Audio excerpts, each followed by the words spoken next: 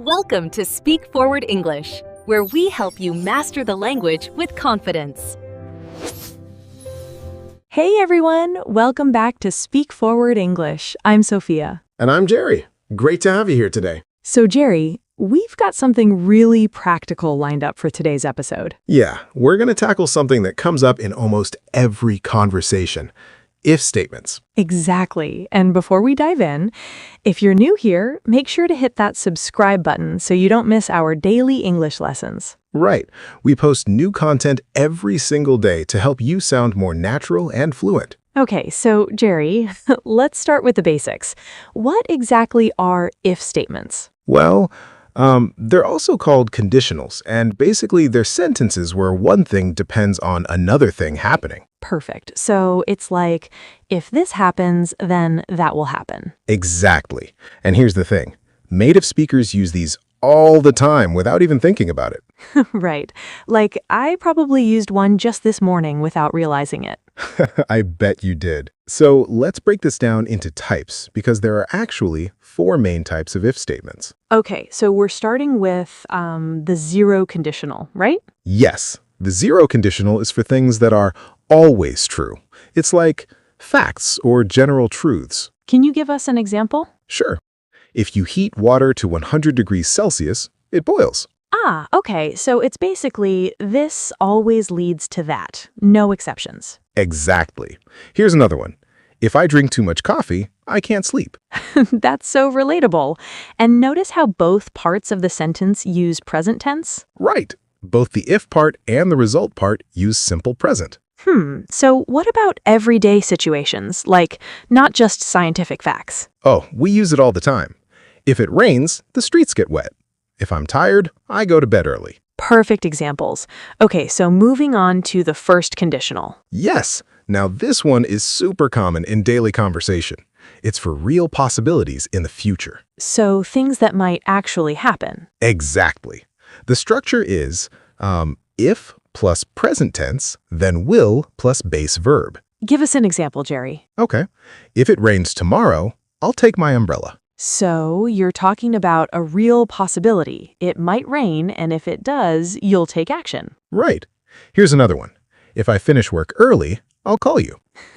I say that one all the time. But Jerry, can we use other modal verbs besides will? Oh, great question. Yes. You can use might, may, can, or should. So, like, if you see Sarah, can you give her this message? Perfect. Or, if it snows tonight, we might cancel the trip. That makes it sound less certain, right? Exactly. Might shows possibility, while will shows more certainty. Okay, this is making so much sense.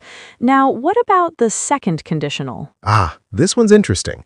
We use it for hypothetical or imaginary situations. So, things that probably won't happen or aren't real right now. Yes, the structure is if plus past simple, then would plus base verb. Wait, past simple? But we're talking about now or the future.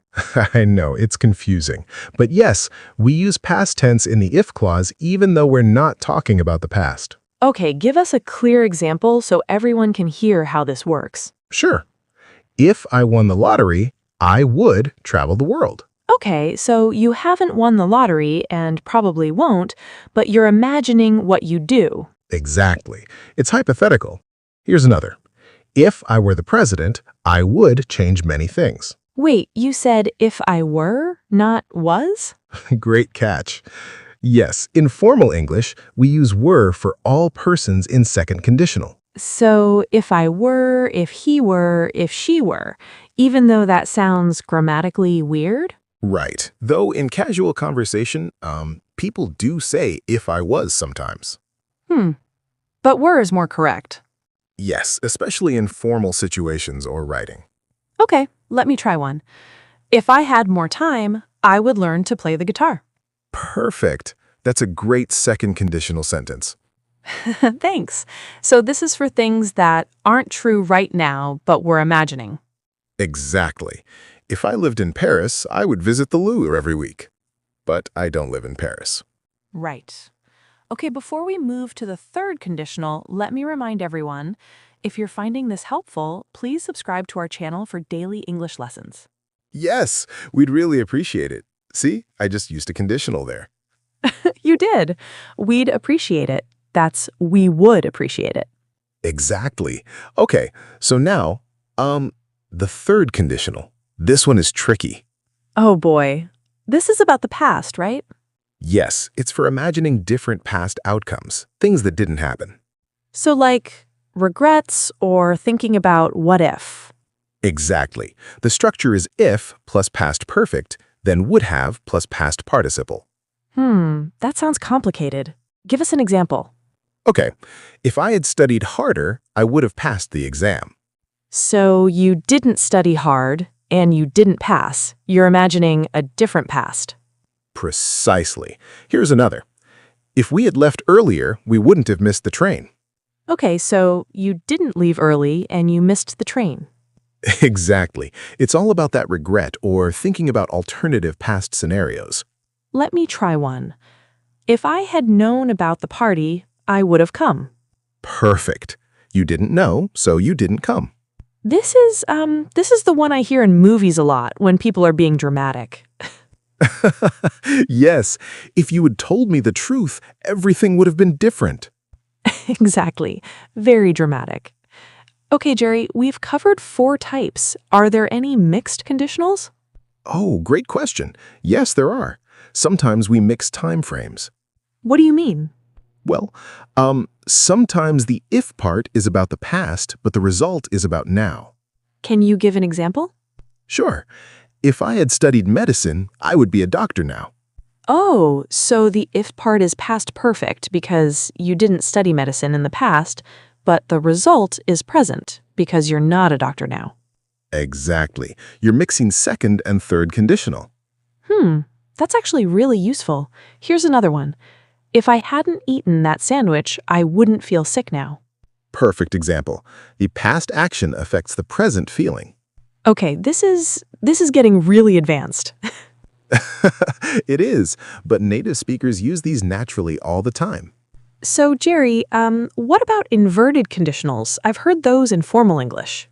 Oh, yes. Instead of using if, we can invert the subject and auxiliary verb. That sounds fancy. Give us an example. Okay. Instead of if I had known, you can say, had I known. So, had I known about the meeting, I would have attended. Perfect. Or, were I in your position, I would accept the offer. That sounds very formal, though, right? Yes, very formal. You'd hear this more in, business presentations or academic writing. Not so much in everyday conversation. Right. In casual talk, just stick with regular if statements. Okay, good to know. So let's talk about common mistakes people make with conditionals.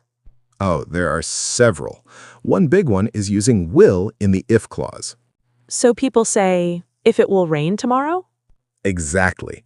But that's incorrect. It should be if it rains tomorrow. Right, because the if clause uses present tense in first conditional. Exactly. Another mistake is, mixing up the conditionals. Like using second conditional structure when you mean first conditional? Yes, saying if I would have time, I would help you instead of if I have time, I will help you. I can hear how that sounds wrong now. Right? Once you understand the patterns, the mistakes become obvious. Okay, so let's practice with some real-life situations. How would you use a first conditional at work? Good question. You might say, if the client approves the proposal, we'll start next Monday. Perfect. Or, if you need any help with the project, just let me know. Great example. What about at a restaurant? If the steak is too rare, I'll send it back? Yes. Or if you're still hungry after your meal, we can order dessert. Nice. Okay, what about second conditional for giving advice? We use this all the time. If I were you, I'd take that job offer. Right. If I were you is such a common phrase. Yes. Or if you asked him directly, he might tell you the truth. That's good advice phrasing. What about making polite requests? Oh, I'd appreciate it if you could send me that report by Friday. That's using conditionals to be more polite? Exactly. Instead of send me the report, which sounds demanding. So conditionals make us sound more polite and less direct. In many cases, yes. It would be great if you could join us for dinner. Much softer than come to dinner. Exactly. This is why mastering conditionals is so important for fluent conversation. Okay, so let's talk about unless. How does that fit in? Great question. Unless means if not. So it's like a negative conditional. Exactly. I'll go to the beach tomorrow unless it rains means I'll go if it doesn't rain. So unless already has the negative meaning built in. Right. Don't say unless it doesn't rain. That's a double negative. That would be confusing. So just unless it rains. Exactly. Here's another. Unless you hurry, we'll miss the bus. So if you don't hurry, we'll miss the bus. Perfect. You've got it. Okay, Jerry, we're coming up on time here. Let's give everyone some final tips for mastering conditionals. Sure. First tip, listen to native speakers and notice when they use conditionals. Right, they're everywhere once you start paying attention. Second tip, practice with real situations from your own life. So think about, if I get that promotion, I will, or if I had more money, I would. Exactly. Make it personal and relevant to you. Third tip, don't worry about being perfect at first. Just start using them. Yes, you'll make mistakes and that's totally okay. The more you practice, the more natural it becomes. And remember, native speakers use these all day without thinking about the grammar rules. Right. Eventually, it'll become automatic for you too. Just keep practicing and be patient with yourself. Any final thoughts, Jerry? Just that, if you're watching this right now, you're already on the right path to fluency. Nice use of a conditional there. I couldn't resist. But seriously, keep practicing and you'll definitely see improvement. And remember, everyone, if you want to improve your English every single day, subscribe to our channel. Yes, we'll be here tomorrow with another lesson. Thanks so much for joining us today. See you next time. Bye, everyone. Bye.